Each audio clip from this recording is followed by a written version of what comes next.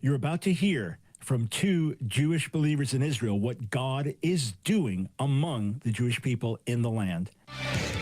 It's time for The Line of Fire with your host, biblical scholar and cultural commentator, Dr. Michael Brown. Your voice for moral sanity and spiritual clarity. Call 866-34-TRUTH to get on The Line of Fire.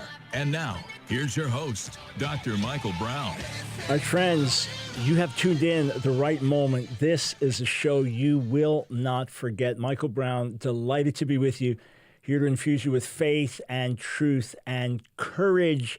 Last night, I wrote the lead article for our Frontline newsletter. We'll be sending it out in the next day or two. So if you're not getting the newsletters, go to thelineoffire.org right now and click on subscribe. And we want to send it right out to you. You'll be blessed. You'll be stirred. Hebrew Word of the Month, amazing testimony from the Philippines, all coming your way. But today's broadcast, I am talking to two colleagues, one American-born but has lived in Israel over 20 years, another native-born Israeli, two Jewish men with amazing testimonies. And every single day, they go out on the streets of Israel and speak to Jewish people, religious Jews, about Jesus, Yeshua. So if you're watching on Facebook, click like and share. If you're watching on YouTube, go ahead, click thumbs up, and then tell a friend. If you're watching, if you're listening, get the word out. You do not want to miss today's broadcast. So first, we will speak with Jeff Morgan. He is American-born. I only found out his testimony right before the broadcast today because I was asking him, if you've only been in the faith, only been following Yeshua for 6 years now, how is it you speak Hebrew fluently? And I thought he just recently moved to Israel. So there is an amazing story here. Jeff, welcome to the Line of Fire. Hey, Dr. Brown, it's great to be here. Thank you. All right, so you moved to Israel over 20 years ago. What were you pursuing? What was going on in your life? I was deep into New Age spirituality at the time, searching for peace, searching for truth. I had grown up in a Jewish family. We were, I would say, Reform Jews / conservative Jews. I had my bar mitzvah. We celebrated the high holidays. Was your bar mitzvah like a deeply spiritual event for you? It was like yours. A social event. It was a social event with a party, like you. Exactly. I read my Torah portion and my Haftorah portion, not knowing anything that I was saying. Right, you just chanted Hebrew words. Yeah, same as me. Yeah, I just memorized it, and I knew that I was going to get a paycheck at the end. Okay. Yeah. Of the party. Right? Yeah, from the party. Basically, just my friends and family giving me money. Yeah. So that was exciting for me as a young 13-year-old kid. So growing up in a Jewish family, really, it was more focused on Jewish identity, rather than religious Judaism. Got it. So my mother was very intent on preserving Jewish identity, and as we were raised, we did that. We celebrated Passover and Sukkot and Hanukkah, and we wore yarmulkes, and we lived in predominantly Gentile communities, not Jewish communities, but we did go to temple. And when I left the house, I was very insecure, and so I would always try to hang on and find things that would give me peace and make me happy. And as I moved to Los Angeles to pursue a career in the arts and entertainment, I found myself getting involved in New Age spirituality and yoga and meditation and all those kinds of things. It was a very attractive proposal. And what was drawing you? What were you trying to become? What were you trying to find? I was trying to seek a higher level of spiritual enlightenment. A lot of it was pride, to be honest. I wanted to be the best. And through my schooling, I realized that I was failing in school, and then I tried to become an entertainer in LA, and I was failing at that as well. And I thought, well, if I can do this, then I could become spiritually enlightened and be above everybody else. I was also seeking peace, seeking truth, but I knew that God existed. I just didn't know who he was. And so as I'm diving into New Age spirituality, I'm meditating an hour and a half a day, trying to find peace, and I would find pockets of peace. And it was very empowering in my 20s as a single guy with no responsibility. But as I'm getting older, I'm realizing that my ways and my philosophy were not bringing me the peace and the success, worldly and inwardly, that I was seeking. And I got married, and we had 2 children relatively quickly. And it was a wonderful thing because it slowed me down a bit. You can't bring that kind of lifestyle into a family and have everybody just jump on board. Hey guys, let's meditate. Let's put your fingers like this. Let's say these crazy mantras that you don't really know what you're saying. Right. But yet you're hoping that it brings you to a higher level of existence. And that's what I thought that life was all about. And as time goes by, I realize that not only am I not achieving worldly success, I'm becoming depressed. I'm becoming anxious, fearful. I'm having suicidal thoughts. I would cut myself occasionally, inflict pain upon myself as a desire to grow in maturity. Oh, I need to be able to handle pain more. And I would do these things, and I would also start to feel spiritually tormented, meaning I felt that there was something controlling me that I couldn't cut off or stop.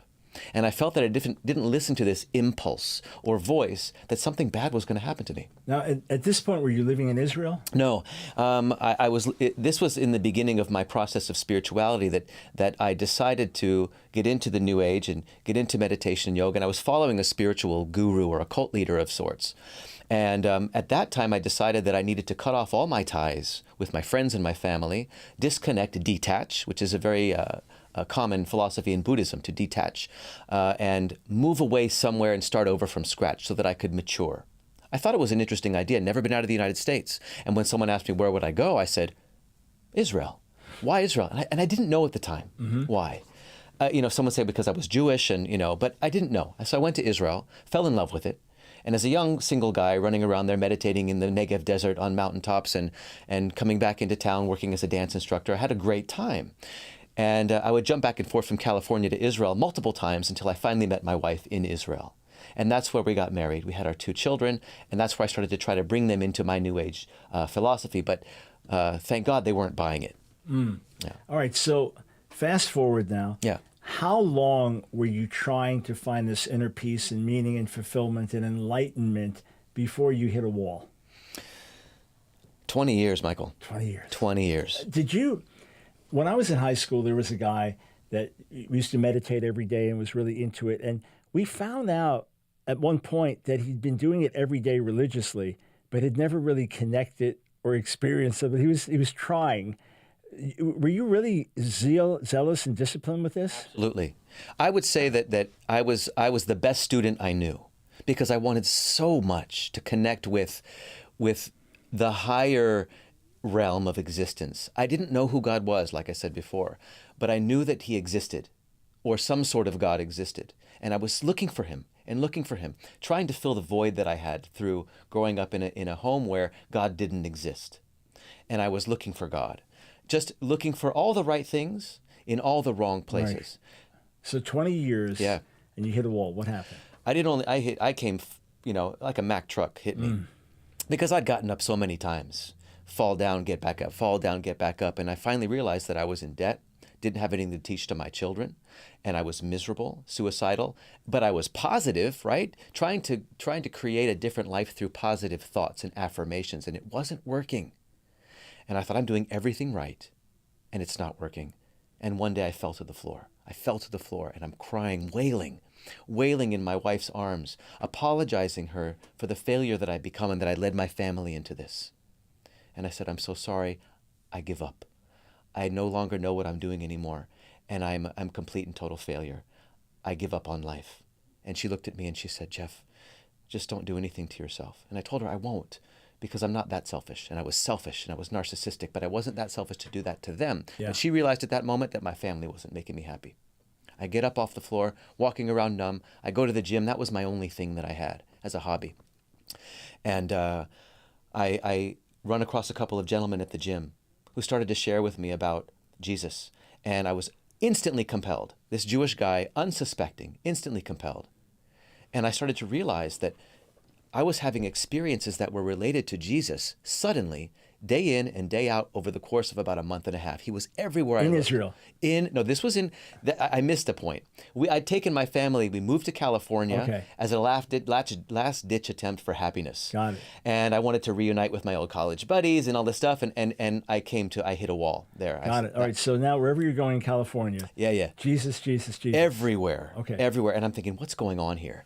And this had not happened in the months and years before? Never happened ever. Okay. And wow. so someone is coming to me, handing me a book about Jesus, talking to me about Jesus. I pass by a church and I feel unusually at home.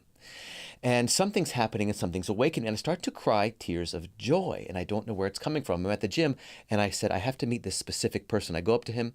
He puts his arm on my shoulder. He says, can I pray for you? And I said, what? That's strange. I said, sure, I have nothing to lose. I want to die. And he was full of life. He prays to me. At the end of the prayer, he says, in Jesus' name. And I said, what does a Jewish guy in the gym do with that? And I said, amen. Amen. Why not, right? Next day I come back and I look for him and I said, pray me, give me a little bit more of that prayer. Praise for me in Jesus' name. I said, amen. And something started to awaken in me. And little did I know that these things were happening to my wife and my older son at the same time, separately. How old was your son then? 9 years old. Wow. So all three of you, independently. Independently. And you'd never had this before? Never. And now everywhere you go, it's Jesus, Jesus, Jesus. Yeah, and we come home and we have these conversations about Jesus and how he's touching our lives for some reason. And my wife was arguing with me saying, I don't want to become a Christian. I'm Jewish. And I said, honestly, I don't care at this point. I feel like something's happening with me, and I don't care if it's Christian. Because we didn't know, we hadn't read the Old Testament or the New Testament yet. Right. So you didn't know the Jewishness of Jesus. Right. Yeah. And so this is happening. I'm feeling awakening, but I'm still feeling spiritually tormented. And I didn't know what that was. I just knew that there was something controlling me that I couldn't control and disconnect from. And one day I was invited to church. First time in my life I'm at church. And they were teaching on the transfiguration of Jesus. And this Jewish guy sitting in church for the first time, hearing about Moses and Elijah talking to Jesus. And I'm thinking, wait a second. What are Moses and Elijah doing on this side of the book? I know these guys, but what are they doing talking to Jesus? This is unusually familiar to me. What are they doing over here? And so you know the story of the transfiguration, and the voice comes out of the cloud talking about Jesus, who's radiant in all his glory, saying, this is my son who I love, listen to him. Yeah. And if you knew me and the discipline I had earphones in my head every day, walking around town, chanting positive affirmations, listening to spiritual teachers, listening. And nothing came of it. Nothing. The opposite came of it. Depression, anxiety, fear, and frustration, and torment. But when I heard the pastor say, the voice comes out of the cloud, this is my beloved son. Listen to him. That was it. I knew that was the truth. I went home to my wife and I said, honey, it's Jesus. It's Jesus. I know it. All the things that have been happening this last month and a half has been bringing us to this moment. But what do? I'm a Jew. Are we supposed to get on our knees and say a prayer? I had no context in my past. Yes. Are we supposed to say a prayer? What are we supposed to do? What if we say it wrong? It won't work. All right. We're going to find out what happened on the other side of the break. You brand new, don't know which way to go, pray a prayer or not. Thank God for his merciful intervention. We'll be right back.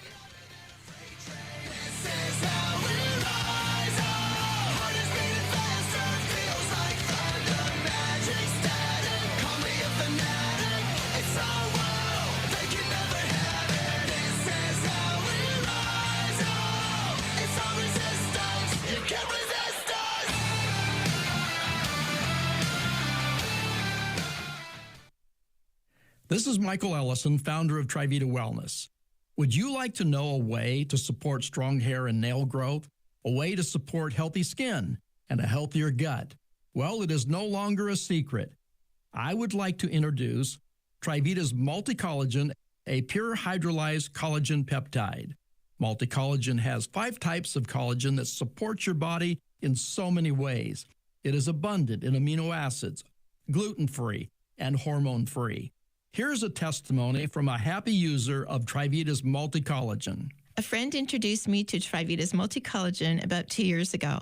I was really excited to try it. I had noticed that as I was getting older, I was losing a lot of hair, and my nails and skin were not as healthy as they used to be. After a few weeks of taking Multi-Collagen, I noticed a really big difference. My hair loss was almost none. My nails were growing quickly, and my skin was much healthier. It's so easy to take, too. I just add a scoop in my morning coffee every day. Multi-Collagen is the one supplement that I will never give up. Thank you, Trivita. Now you can say goodbye to dull hair, brittle nails, and tired-looking skin. True beauty and optimal health starts within you. Support thicker hair, healthier nails, and supple skin. Trivita's Multi-Collagen really works. Try it for yourself by calling 1-800-771-5584 or online at Trivita.com. Order today and use promo code BROWN25 to receive 25% off your order. And know that a significant portion of your first order will go to help the Line of Fire radio broadcast. So call now, 1-800-771-5584, 1-800-771-5584, or online at Trivita.com. It's The Line of Fire with your host, Dr. Michael Brown. Get on The Line of Fire by calling 866-34-TRUTH. Here again is Dr. Michael Brown.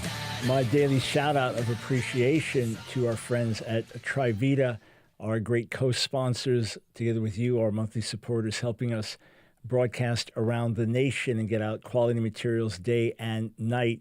Check these out for yourself, 800-771-5584. Tell them Dr. Brown sent you. All right, I'm speaking with Jeff Morgan, works with Jews for Jesus in Israel. So, Jeff, you realize after all the torment, this demonic thing you're under, 20-plus years of New Age meditation, and you'd meditate daily? Hour and a half? Sometimes 5 minutes, sometimes an hour and a half. Wow. Okay. Hour and a half. Meditate. Okay. Yeah. So you went for it. You were zealous. Now you realize it's Jesus. You encounter him. This is just about 6 years ago. Tell us, I know we take hours on this, but what happened to your life? Well, I'm in my room with my wife that night. I came home from church. I recognized who Jesus was, like the thief on the cross. Recognized Jesus, and that was all it took. And but there was a problem. I was still tormented. And I said, what do I do? Do we get on our knees? Do we say a prayer? What if it doesn't work? That was my mentality and philosophy, that you do the thing and it's supposed to work. And I said, honey, I'm tormented. And she says, I had a dream last night. And I was running through a schoolyard with a group of kids, and one of them branched off to the right, went into a room by himself. I went to go see what that kid was doing. I opened the door, and I see a child there, trembling in fear with a demon standing over him, tormenting him. And I woke up, and I thought, weird dream. I'm not going to mention it, but you just told me that you were tormented. And all of a sudden, something comes over her. I'd never seen her talk like this. She points her finger at me, said, that child was you. And I knew that to be true. And as soon as those two moments came together and I realized who Jesus was and what was happening to me, all of it fell off. The spiritual torment was lifted immediately. The depression, suicidal thoughts, fear, anxiety fell off of me. I almost like it hit the floor. Wow. My hands flew up in the sky and I said, I'm free. I'm free. 20 years of this feeling that it was gone. And I didn't know that was supposed to happen to me, Michael. I hadn't read the Old Testament, hadn't read the New Testament, and I didn't know what was supposed to happen, but I knew that I was free. And at that moment, we both fell to our knees and we gave our lives to Jesus. And I said, you put me to work for you. Because you wasted enough time. Exactly. Go for it. I was 45, 46 at the time, and I was like, okay, this is enough time. Let's get to work. The next morning, I woke up, completely different person. Wow. I had a foul mouth. I couldn't swear anymore. I couldn't lust after other women anymore and flirt. And I had this insatiable desire to read the Bible that I'd never had before. It was clear, understandable. I took all the idols that I had in my home and smashed them and broke them and threw them in the garbage. And I said, nobody deserves to have these because they're false and they'll lead you into destruction. Yeah. You got born again, brother. I was born again. Yeah. All right. So you moved back to Israel with your family, an Israeli wife, and you've been working full time, sharing the gospel. A lot of people think it's illegal to preach the gospel in Israel. What's the reality? It's not illegal. We still live in a democracy where we have freedom of religion and freedom of religious expression. And so it's not illegal. It's not something that's highly regarded and accepted, but it's legal. You can do it there. You can't witness to a minor. Right, can't proselytize a minor. Can't proselytize a minor, and you can't offer people money for, becoming... whoever does that anyway. Right, exactly. Right. Okay, so tell us, you get to speak with hundreds of Israelis, religious Jews, secular Jews. What were you seeing in terms of your own experience prior to October 7th, and has there been any difference since? Well, prior to October 7th, we were, going on as usual. We would go on the streets of Israel, share the gospel with people, bring up interesting questions and conversations to have with people. And people, honestly, are very open. And we were very surprised. And but it was like a lackadaisical type of atmosphere. Not many people were seeking God that we could see. The secular community. A lot of people were seeking Far East religions. And now then the war broke out and everything shifted. It went from this is daily life to what do we have to do to help those in need? So the Jews for Jesus shifted immediately. It was a wonderful shift that went right into humanitarian aid and right into service of the people of Israel. And we have soldiers from within Jews for Jesus and Jewish believers in Jesus around the country that are serving in the army. There's hundreds of Jewish believers in Jesus that are putting their lives on the line every day for the safety of Israel, the people of Israel. And what we've seen is the country come together in a certain solidarity, and a lot of people are really seeking right now God.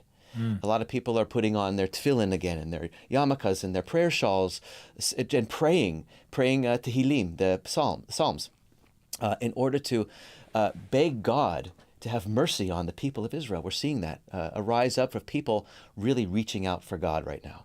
And when a Jewish person in Israel, so an Israeli, finds out about Jesus, you have to find the right word, to tell them who you're talking about to understand.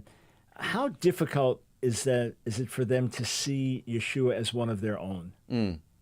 Oddly enough, Michael, in Israel, a lot of people know Jesus as a Jew, and they don't deny that he's Jewish. One of the first answers people give when we ask them, "Do you know anything about Jesus?" Well, he was Jewish, and he maybe walked on the water, and they said he rose from the grave, and they say this and they say that. So they know some things about him, and they understand that he is one of our Jewish people. But he went off and created a new religion, and he started something new. And so, we could still consider him Jewish. Like a lot of Orthodox Jews will look at me and my colleague, Elisha, right, and they'll say, well, these guys, they may be wrong, but they're still Jewish. We would never say they're not Jewish. Yeah. Right. So there is this recognition of him being one of us. Yes. But he started a new religion. Right.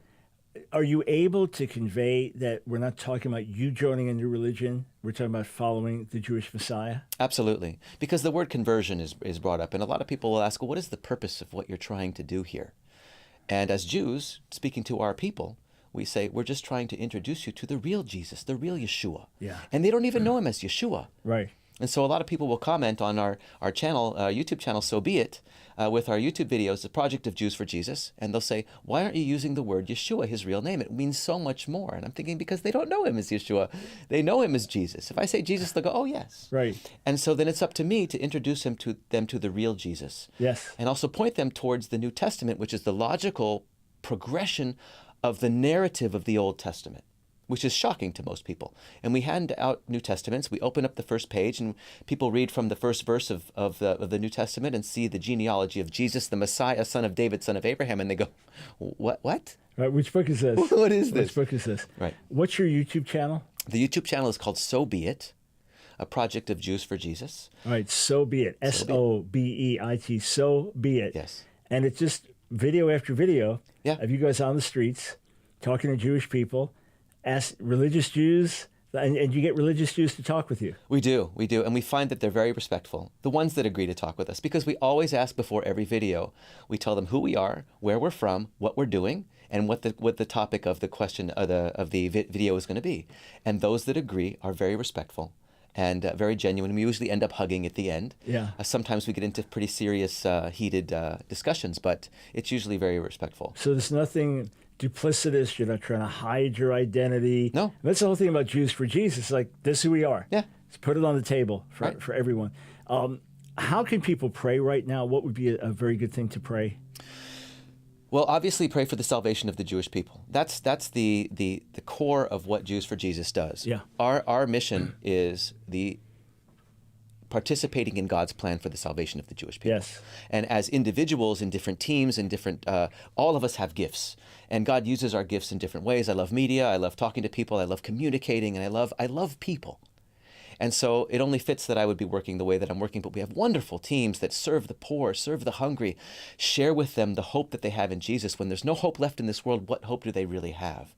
And so that's what we're doing as a organization around Israel and around the world. There's nothing duplicitous about it. When we go up to people, Michael, we say, we're Jews that believe in Jesus. And, people go, really, what's that? And then you go from there. Yeah, and we go from there. So the prayer that we would ask is the salvation of the Jewish people. Got it. All right. Yeah. We got to jump. So that's what you pray for, friends, as we emphasize over and over, for our Jewish people to come to know their Messiah and through him truly know their God. The Jews for Jesus Israeli YouTube channel, So Be It. We come back, we'll talk to a native-born Israeli and how he tried to run as far away from God as he could.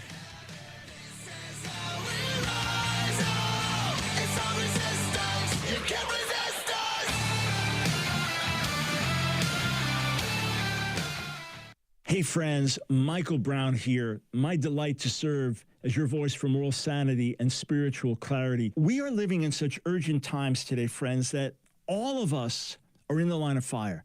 There's a target on your back. There's a target on my back. If you simply seek to live by biblical values or just conservative moral values, you could be canceled. You could be cast out. You could be put down. You could be silenced. I'm here to say, friends, that I am not about to be silenced, and I don't believe you are either. It is time for us to stand up. It is time for us to say enough is enough. It is time for us to push back in Jesus' name. Not fighting the way the world fights. No, overcoming evil with good, overcoming hatred with love, overcoming the flesh with the power of the Spirit, overcoming lies with truth. And that's what we're here to do on the Line of Fire broadcast. And friends, it's not just a broadcast. It is a movement of people around the world, God's people standing up, saying enough is enough, and saying, Lord, here we are. Send us, use us. I want to urge you today to join our support team because we are on the front lines together. And we are literally touching people around the world, in America, in the nations, in Israel. And together with your help, we're going to amplify this voice and spread this movement around the globe. So I encourage you, go right now to thelineoffire.org, thelineoffire.org. Click Donate Monthly Support. Thelineoffire.org, click Donate Monthly Support. When you do, you become a torchbearer. We immediately send you 2 great life-changing books. We immediately give you access to many classes I've taught. Others have to pay to take those. You get them for free. Exclusive video, audio content, a new audio message every month, an insider prayer newsletter, 15% discount on our online bookstore, so much more. Join our support team today. Go to thelineoffire.org. Donate monthly support. It's The Line of Fire with your host, Dr. Michael Brown. Get on The Line of Fire by calling 866-34-TRUTH. Here again is Dr. Michael Brown. Welcome back, friends, to The Line of Fire. You're about to hear a testimony that is one of a kind. In fact, I'm going to hear it for the first time, a lot of it myself. We are talking today with co-workers from Jews for Jesus in Israel, Jeff Morgan and Alicia. You would say Elisha, like Elisha the prophet in the Bible. Alicia Lazarus. Alicia, welcome to The Line of Fire. Thank you very much. You are a native-born Israeli. I sure am, yes, in Tel Aviv. And Tel Aviv. And your parents, strong believers. They sure are. All right, so what happened to you? Born in Tel Aviv, and as I was growing up, it's very welcome to be a believer in Jesus as an Israeli. So it's something that I was trying to hide my whole life, you know. It's like if friends would come over, I would hide the New Testament. And I was as I was growing up in this lifestyle, I was trying to avoid God and particularly Jesus as much as I could. My dad is a pastor. Yeah. One of the biggest congregations in Israel back at the time. So it was very difficult to stray away from it. So everybody's watching you. But I tried as hard as I could, and I sure did. And at the age of 13, I was already addicted to drugs. I was snorting. 13? Yes, 13. After my bar mitzvah, I started going into alcohol, which led me into weed and hashish, hash, and started to do a lot of snorting speeds and things like that. That young, wow. Yeah, Even very ahead young. of me. Yeah, you were 15, right? Yeah, 14 when I started getting high. Yeah, so after this, I really started to dive deep into criminal organizations. At the age of 14, I was living in not such a good neighborhood in Yafo, in Jaffa, as you know it today. And I was really searching for something, you know, and as I was searching, I kept on going more deep for this joy that I was looking for, and if it was in drugs or gambling or criminal gangs, to go get a thrill and steal a motorcycle, riding away from the police chasing me. I had no license, you know, I running away.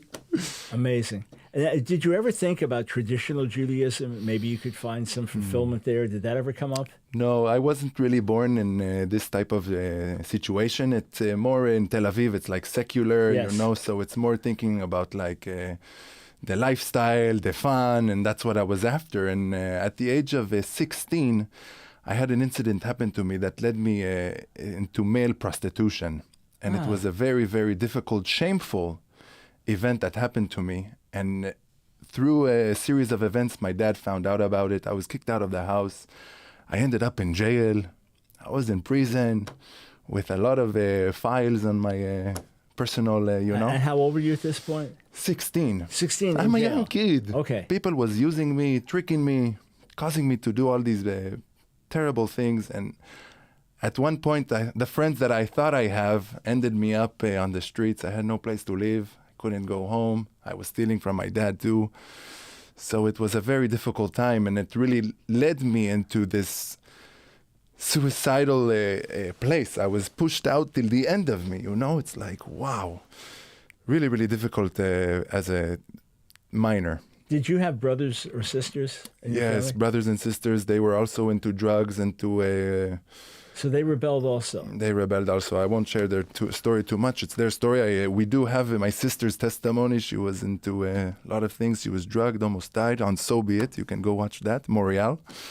And my testimony and Jeff's one is too. And so at the age of 16, I get to the end of myself, and I'm standing like on a tzomit, it's like in Hebrew, intersection. Yeah. And I have all these directions. I'm like in the middle of the night, 3 a.m. I see the direction to the criminal house. I know he will take me in. I can sleep there, but then I will sell drugs for him and I will go steal things for him. I see the house of the gigolo, and I know that he wants to abuse me and use me. I see the bridge that I want to jump off and commit suicide. And these were my options. Going home was not an option because I had a lot of shame in me, and it was very difficult. And for some reason, I make the choice to go home, 3 a.m. I go to the doorstep of my house, get on my knees. I knock on the door and I start to cry. I'm crying like never before because I have no more spirit, no strength, nothing. And I'm broken completely. My dad opens the door and I look up to him and I ask him, Dad, I need help. I need something. Fortunately for me, he knew Jesus, and he said, you don't need me, you need Jesus. Right at the door, he said that. At the door, Yeah. on my knees, 3 a.m. This is the moment where I decided to change my life and devote my life to Jesus. I got up from my knees, gave my dad the biggest hug, and the next thing he do is take me to get baptized. Right there. Yes, come on, let's go. He was so excited. So he saw that right at that moment, Yes. you received the Lord. The change, I received the Lord, Instantly. and it was an instant, amazing miracle. It is a miracle, Michael. It's like my addictions. I was going to drug addict places. I Yeah. couldn't stop doing drugs. I tried and failed and failed. The moment I accepted Jesus, it's something that changed my heart. New heart. And it was so uplifting for my life, and it gave me hope, and it gave me a purpose. And I'm on the streets with my colleague Jeff telling people about Jesus. Oh, you have to hear about this good news, the hope that he gives us. All right, so how many years ago was this? I'm 31 today. This was when I was 16, almost 17. 14, 15 years. Yes, And yes. the fire's burning bright. Oh, the excitement so is hot. there. So it Yes. wasn't just a momentary thing. You got free. You were changed. Yes. And you stayed changed. Amen. And you continue to experience the goodness of God. All the time. It's such a proper, correct way to live life. It gives me the answers to everything I have coming up to my mind. Any doubt, I go to Jesus, and it's just there. The answers to life. Amazing. Amazing. Hallelujah. As you share this with other Israelis, so Jeff mentioned, especially since October 7th, there's more spiritual seeking there.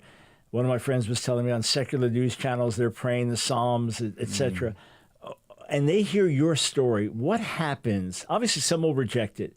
But what happens when people hear your story and they see what's happened in your life? So a lot of my friends back in the day who would see me, they would point at me, and some even believer friends, they would point at me and say, this is the last man that's going to believe in Jesus. And today, I'm a walking testimony of don't give up on praying for your friends, your family, your coworkers. God is in control of everything, you know? So I'm a testimony not only to the people who believed in Jesus, but also to my friends. They see how my life changed. I'm a married man. I have a beautiful child. I have a job. I'm consistent. I'm diligent, you know? They can see the fruit of my healthy smile. Yeah. So it's really been such a change and such a testimony to my friends to see how from this criminal who they couldn't even leave me alone in their own house to trusting me, and it's just been such a fantastic testimony for them to see that. The new birth, the ultimate proof of the new birth is the new life. It's, you know, in my drug days, before I used LSD, I heard about it, and they called it taking a trip. And I didn't know what it meant until I got high the first time on LSD, and I took a trip. It's a trip, yes. So when I got saved, I would tell all my friends that were also drug users and would trip on LSD, I said, remember, we didn't know what it meant to take a trip until we took a trip. I said, well, being born again, when you're born again, it really is. You start a new life. It's something, it's a different person on the inside, and it's undeniable. I mean, you've lived it out. You've experienced it. When people say, well, it was just time for change. You tried to change. You hit the wall. Again and again and again and again. Right. So, and then something just happened. You cried out for mercy, and for sure, the prayers of your parents for many, many, many years, they were building. So when the answer came, it was like a flood, which is encouragement. Just to say this to everybody watching and listening, don't be discouraged in your prayers for your family, because those prayers are having a cumulative effect. And when the answer finally comes, it's going to be like a torrent of rain poured out, all the years of praying and God answering dramatically. So, Alicia, in your own life now, how is it that you just found the place? I just want to tell people about Jesus every day. How did that happen? Well, it gave me such a huge change of my life that it's like, if you have something that is so good, like I'm a person who I want to share it with everyone, you know? I have something good. Take a look at this. It's with anything in life. You have a nice, something that works in home, a nice car, something that works really nice. You're going to share it with your friends. It's something that you can't contain. And Jesus did something in my life, and I cannot contain it. So I share it with anybody and everybody I meet. It's such an amazing experience for me to share Jesus with people in Israel. And that's the way it should be. Out of the overflow of our heart, we share it with others. And within Israel now, times of extreme pressure. I want to talk with you in a moment. You served in the Army, yes, in the IDF. So I want to talk about that and what life is like in that respect. But people of Israel could use some joy right now, couldn't they? Some hope. Oh, yes, they could. They are very lost, and they feeling like their whole life where they felt like it's steady, 7-10 happen, and then it's become a roller coaster. They don't feel so safe in now. They feel like something that they thought they had, which was steady, is not anymore. So they are searching for that steadfastness, and I believe that Jesus is the answer for that. Yeah, and you know, I get a call periodically from a former Haredi Jew, former ultra-Orthodox Jew in Israel, kind of lost his way. He doesn't completely reject God, but he doesn't believe anymore. He called one day and said, "Can you tell me how to have peace without God?" I said, "I'm sorry, I can't." But he was telling me at the Nova Festival that there were friends of his or friends of friends. They were former Haredi Jews. Now they're into New Age. Now they're dancing at the statue of Buddha. Now they're doing drugs and at rave parties, and they're lost. You know, they struggled with traditional Judaism. They found that traditions kind of stifled their lives and didn't bring them to God. They run the other direction. It's like, what you need is Yeshua, is Jesus. That's the one. That's the answer. All right, friends, we come back. I want to talk to Alicia Lazarus about serving in the army in Israel, what life is like and being a witness in the midst of it. Their YouTube channel, Jeff and Alicia, the Jews for Jesus Project in Israel, so be it. So check them out on YouTube. Subscribe to their channel. You'll be blessed. You'll enjoy it. I've been watching some of the videos and just thrilled to see the open door they have to have amazing conversations from the most secular Jew to the most religious. And they're unashamed. They are sharing the good news about Jesus, the Messiah. We'll be right back.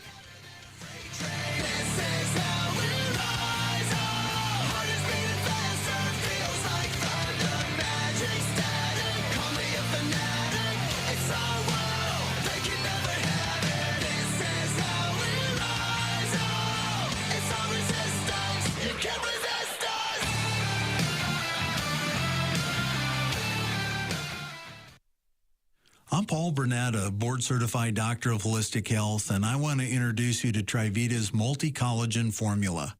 If there was ever a message I would want the world to hear, it would be about the importance of supplementing the body with its most abundant protein, known as collagen. Studies have shown multiple health benefits by supplementing with collagen. TriVita's multi-collagen formula does not have just 1 or 2 types of collagen, or even 3, but 5 forms of collagen shown to support healthy tendons, ligaments, skin, hair, nails, bones, muscles, gut lining, and even the arteries and veins. TriVita did not stop there. Each of the 5 forms of collagen in TriVita's multi-collagen formula are hydrolyzed, which increases maximum absorption. TriVita's multi-collagen formula is an easy dissolving powder that can be added to your favorite beverages and even soups in your favorite recipes. Each serving of TriVita's multi-collagen formula provides 9 grams of protein, is gluten-free, GMO-free, hormone-free, and sourced from grass-fed bovine, cage-free chickens, and even wild-caught fish. And you can rest assured that TriVita's multi-collagen formula is manufactured right here in the United States of America. To place your order for products to support your wellness goals, call 1-800-771-5584, 800-771-5584, or online at TriVita.com. As a TriVita introductory offer, use promo code BROWN25 and receive a 25% discount on the products of your choice. That number again is 1-800-771-5584. 800-771-5584. It's The Line of Fire with your host, Dr. Michael Brown. Get on The Line of Fire by calling 866-34-TRUTH. Here again is Dr. Michael Brown. It was somewhere about a decade ago, my friend Rabbi Shmuley wrote a book called Kosher Jesus, and God stirred me, write a response now. From the day I started writing the book to the day the book was published was literally 10 weeks. And that book, The Real Kosher Jesus, has been translated into Israel and is used as an outreach tool by Jews for Jesus. Alicia, can you tell us about that? Has the book been given out a lot? Yes, it has. It's been given out. Yes, it has. It's been given out not only in English, but also in Hebrew. Yes. And it gives a lot of answers to a lot of objections that people have, a lot of questions that they have. And it's just been such an amazing tool for Jews for Jesus to have in their itinerary, you know? They have a lot of things that they can just give out, and it's been such a big blessing for us. Yeah, and all and, of you... and not only for the people questioning, also for the missionaries. Yes, for us as a great missionaries. Resource. Exactly. Yeah, so friends, all of you who helped us get that translated into Hebrew, paid for that, and helped work with the publisher, and so the books can be given away, you are making a difference. You are bearing fruit. All right, so like every young man in Israel, unless you're ultra-Orthodox and have an exemption, you served in the army. Yes. But you are now a believer. Yes. Okay, so how was that being a believer in the IDF? Wow, that's a great question. So I joined the Army when I was 18 years old. As a believer, I joined the unit Iron Dome. We are the unit that intercepts the missiles that coming in from out of the borders. And it was difficult to be a believer, believing soldier. You feel isolated. It's like a spiritual desert. You're all alone. You don't have other people who believe in Jesus. Sometimes you come home once a month, so you don't have that community to go to once a week. Yeah. And it can get tough at times, you know, especially as a new believer or depending on where you're at. So it's tough. But today I'm a much more mature believer in Jesus, and I have been serving in the Army since 7-10. I've been drafted in twice. Okay, so on reserve. So hundreds of thousands of Israeli men have been drafted back in. Yes, me, my brother and brother-in-law immediately joined into the military to protect our homes. It was a very, like a shock, you know, everybody going in, and it was very, very intense for us. And we're doing what we have to do. And I want to talk a little bit about the question you had for Jess about if people are coming to faith in God and during these times. And I can tell you, when you're in a bunker 7 floors underground, when missiles are coming in, you can see a big line to the synagogue waiting. You know, people are going in or hoping because they've seen the end of the the materialistical life that they have here, and it's like, okay, I have to find an answer. So they are looking, they are searching, and me being a soldier has been giving me a lot of opportunities to share, not only of sharing like, hey, we're about to die, here's Jesus, but sometimes I'm very brave. I had a lot of stories where we had an infiltration in our base, and alarms were going off, helicopters were scrambling, and I was on the floor with a gun loaded, all ready to protect my home. And amidst all of this, all of a sudden, I feel peace. Wow. I feel calmness. I feel God in control. Incredible. And it was such a testimony for me, knowing that no matter what happens, God is in control. And I could share that with my friends. I'm brave because God is in control. Yeah, and that's real life. That's real life. And we can't get into this at great length, but, the constant attacks against Israel and the Israeli army and genocide and cruelty and all this. So this is not to say that everything the government does is perfect, everything the IDF does is perfect, but what are you taught about preserving civilian life? What ethics are you taught as a soldier? Well, that's a great question. So we really, really value. First of all, it's a religious country, and we have the values from the Bible, okay? So we bring that into our daily lives, and our daily lives are military in some way. Yeah. And so we don't go into the army with an intention to attack or to kill. We go into the army to protect and to make sure that the people who are being kidnapped would be brought back. We are trying to free Palestine from Hamas. They are really beautiful people. They are our cousins, The Palestinians. Yes, Yeah. and we want to help them, and that's our intention. Like my conversations with my friends, it's not that we want to go kill Palestine. No, we're after the Hamas, the people who have been in charge of what happened on 7/10, and that's what we are wanting to do. We want to make sure that this won't happen again, not only for us, but also for the people who are living in Gaza. So that's And you feel that sentiment is widespread among Israelis or among soldiers? 100%, yes. And of course, in any people group, you have the... Yes. So, yeah. And then what about guidelines where you have to take precautions to make sure you don't kill civilians? Is that part of your training? Us, no. Because we are in defense. Defense, Iron Dome, right. Yes, right. so not, but yes, they are... Even though I'm in a defense unit, we are taught a lot of precautions, and before we pull the trigger, and I'm telling you, it's become to some people a bit ridiculous. It's like, wow, we are really trying to make sure we do not harm an innocent person. That is like really what we're trying to do. Right, which is why almost 300 Israeli soldiers have died in Gaza. If you wanted to commit genocide, just bomb everybody and kill everybody. Yes. Just wipe everybody out. Yes. It's never been the goal. Yeah, and I would get prayer requests over the years from the parents. My son just went into the front lines, or they're trying to take out this terrorist base here or there. Pray, because they have all these precautions before they can use their weapon, that they have to be sure, etc. Yeah. So that's the reality that you've lived with, and that's the ethic among the people. Which is very needed, because us as a nation and even the army, a lot of my friends wouldn't be in the army if it weren't for those precautions. I have a lot of pilot friends who are saying that we won't want to go into the plane if we don't know for sure that what we're shooting down is 100% safe and ready, So it's very important that we have these precautions, because we are, as a country, have good values. I really believe this. Yeah.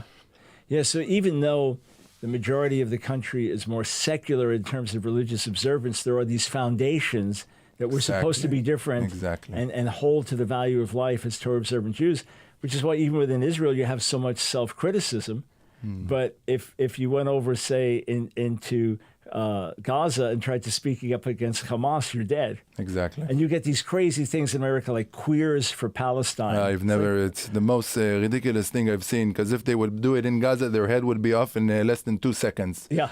And it's like you're supporting something who don't support you, and it's like, it's just so ridiculous for me. Is it important for you as an Israeli to know that Christians around the world are standing with you? Michael, I can't, you may give me a smile on my face, because I'm telling you, the knowledge of the Christians praying for Israel And especially for me as a personal, a lot of people have been reaching out, telling me that they've been praying for me, has made the biggest impact in my personal life.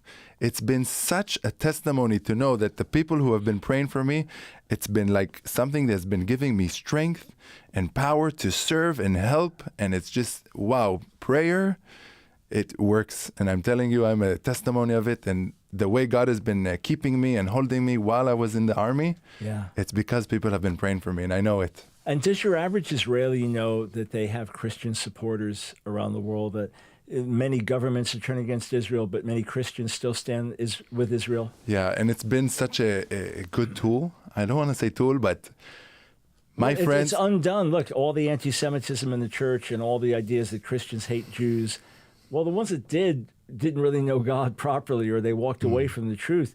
The Christians I've known for decades that love God also pray for the Jewish people and love Israel. That's right. So a lot of the Christians who would give like equipment, material stuff, and even like basic essentials, a lot of my friends would receive this, like my army friends.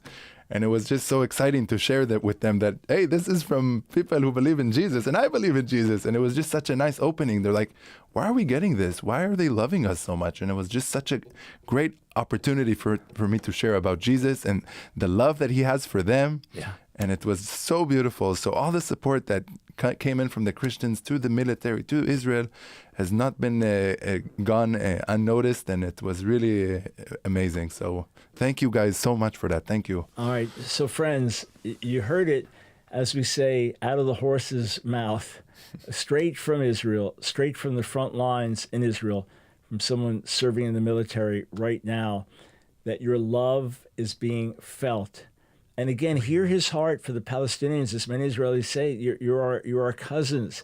And you want to free Palestine from Hamas. The Palestinians have been hurt and misled by their leaders, by corrupt leaders. The same with Mahmoud Abbas, elected once and all these years still in power. With so much corruption there, so much money that's sent in to help the people gets into the pockets of the leaders or into military equipment and things like that instead of bettering the people. So if you really care about the Palestinians and want to see their best interest, and that's what you have in mind, then pray for freedom from corrupt leadership, especially from the leadership of radical Islam.